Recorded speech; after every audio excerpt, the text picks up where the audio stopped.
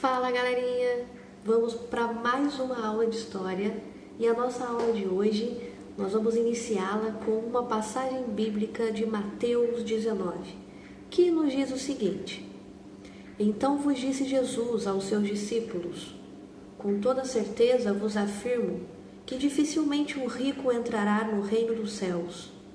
E lhes digo mais: é mais fácil um camelo passar pelo fundo de uma agulha do que um rico entrar no reino dos céus. Ouvindo isso, os discípulos ficaram atônitos e exclamaram: Sendo assim, quem pode ser salvo? E foi essa reflexão, baseada nessa reflexão, que Martinho Lutero, entre outros vários seguidores, começaram a questionar a Igreja Católica. Questionar o poder político, o poder religioso, o poder econômico que a Igreja Católica possuía desde a Idade Média até agora, na Reforma Protestante do século XVI. Ora, se o rico ele não terá salvação, não poderá entrar no reino dos céus, como a Igreja Católica, que era a instituição mais rica e poderosa da época e que tinha muitas terras e poder aquisitivo, como ela própria e os seus representantes poderiam entrar no reino dos céus e poderiam alcançar a salvação? Reforma Protestante. Ninguém tira o trono de estudar, ninguém é o dono do que a vida dá.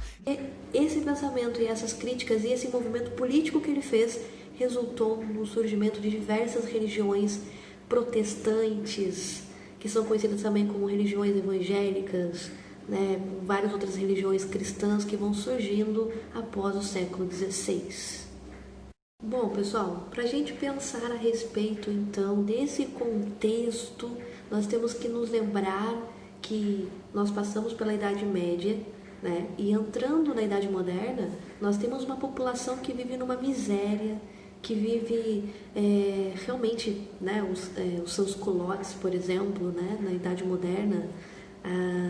Quem aí se lembra daquele musical Os Miseráveis, que conta sobre essa população pobre que sofre durante a Idade Moderna e que desde a Idade Média passa-se por um processo de miséria, de pobreza muito grande.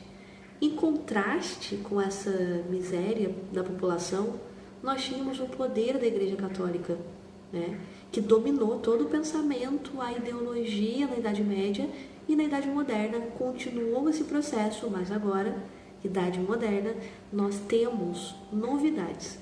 E uma das novidades importantes desse período de Idade Moderna é o surgimento dos Estados nacionais, o surgimento dos países enquanto nação. Por quê? Porque a partir do momento em que começam a surgir esses Estados nacionais, nós passamos a ter um governo do absolutismo, ou seja, a centralização na mão dos reis, na mão dos monarcas. E essa política absolutista vai acabar entrando em conflito com os poderes da Igreja Católica, uma vez que a Igreja Católica ela era detentora de poder cultural, poder religioso, poder político.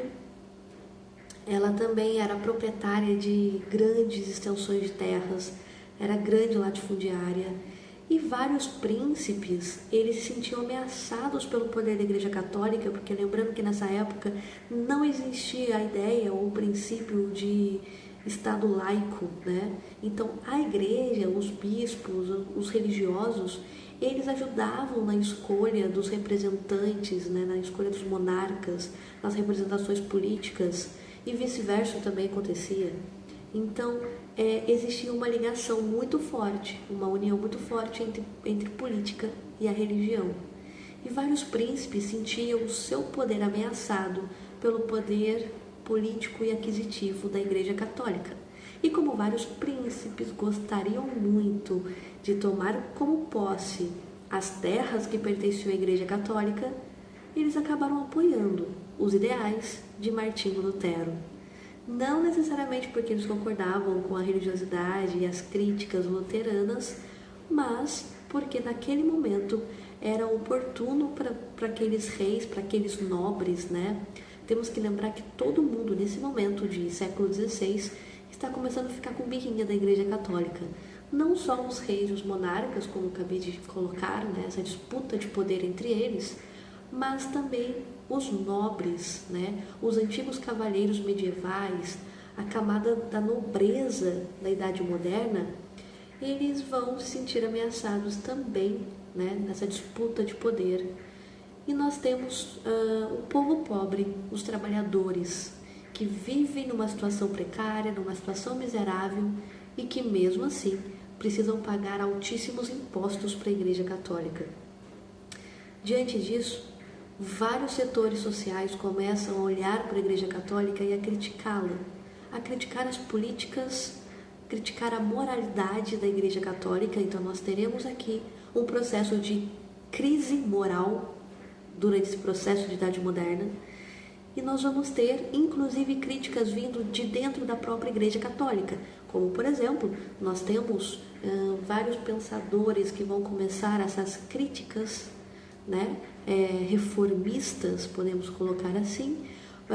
John Wycliffe, o inglês, tivemos o Jan Hus, né, da Tchecoslováquia, e depois dentro da própria Igreja Católica nós tivemos, por exemplo, São Francisco de Assis, né? Os franciscanos, né, para quem conhece, eles fazem, como é que fala? Eles vivem de forma extremamente humilde, né? Eles fazem, eles têm uma vocação para a pobreza, né, para a humildade e tudo mais. E isso contrastava demais com a Igreja Católica da época, né? Então Martinho Lutero, ele vai ser mais um dos pensadores, mais um dos críticos que vão estar questionando e se colocando contra algumas políticas da Igreja Católica. Porque, veja bem, Martinho Lutero, ele era bispo da Igreja Católica. Se ele era bispo da Igreja Católica, ele era católico. Ele estava fazendo parte dessa instituição, mas como ele estava lá dentro, ele era professor, teólogo, ele vai começar a perceber corrupções, abuso de poder, abuso de autoridade e a exploração, né, e toda essa contradição que existia entre o que estava escrito na Bíblia e o que de fato a Igreja Católica estava fazendo, né, o papado estava fazendo naquela época. Então Martinho Lutero começa a questionar: por que se chama reforma? Porque em nenhum momento Martinho Lutero pretendia criar outra religião. Martinho Lutero queria apenas reformar a Igreja Católica. Por isso que se chama Reforma Protestante. Protestante porque vai haver, né, durante esse processo, uma assembleia, uma reunião entre com os príncipes de alguns reinados, principados ali da Alemanha, né? Martinho Lutero, ele é alemão, e vários desses príncipes vão começar a protestar, né, em defesa de Martinho Lutero. Por isso que vai ficar conhecida como Reforma Protestante. E por isso que as religiões que as pessoas costumam titular, né, como evangélicas ou crentes, historicamente nem é correto usar esses termos, porque historicamente, né? Porque crente é quem crê em alguma coisa, então todas as religiões são crentes. Evangélicas são religiões que seguem princípios do Evangelho, e todas as religiões possuem, né, ou quase todas possuem o seu Evangelho. Então esses termos cabem para religiões diversas. O correto é dizer protestantes, as religiões protestantes que vão ter o seu início no século XVI com Martinho Lutero, esse alemão, monge, professor e teólogo da Igreja Católica. E bom, qual vai ser a grande sacada desse contexto? Vamos lembrar, primeiramente, que a gente está falando de Idade Moderna. Então os princípios da Idade Moderna: antropocentrismo, o homem passa a ser o centro das coisas, o centro das explicações, e não mais o teocentrismo. Não é mais Deus o centro, agora é o homem. Nós temos a utilização da razão, do racionalismo, nós temos o humanismo. Então, esses princípios filosóficos que estão fundamentando o pensamento moderno é que vai fazer com que Martinho Lutero possa ter essa abertura para questionar a Igreja Católica. A gente sabe que vários intelectuais, cientistas foram mortos, né, como hereges pela Igreja Católica, condenados à heresia, mortos queimados na fogueira em praça pública. Martinho Lutero não aconteceu isso com ele. E não acontece com Martinho Lutero porque simplesmente ele tinha amigos influentes, amigos importantes. Porque sim, primeiro o Papa, depois das ações de Lutero, né? Lutero vai criar 95 teses e vai pregar as 95 teses na igreja de Wittenberg. E quando ele prega essas teses na igreja, na porta da igreja de Wittenberg, e não acho que isso foi muito assim hardcore não, porque isso era natural na época, viu gente? Todo mundo ia na porta das igrejas e colocava alguma coisa, um tema que gostaria de estar discutindo, debatendo. Então era normal acontecer isso. E Martinho Lutero foi lá e colocou as suas 95 teses, que eram 95 propostas de reformas que ele gostaria de ver como mudança na Igreja Católica. Diante disso, o Papa pede para o Lutero se retratar, né, numa assembleia, se retratar, dizer que ele se arrepende, pedir perdão pelas suas propostas. Só que ele não faz isso. Na verdade, ele nem comparece, né? Ele meio que caga pro Papa, não tá nem aí.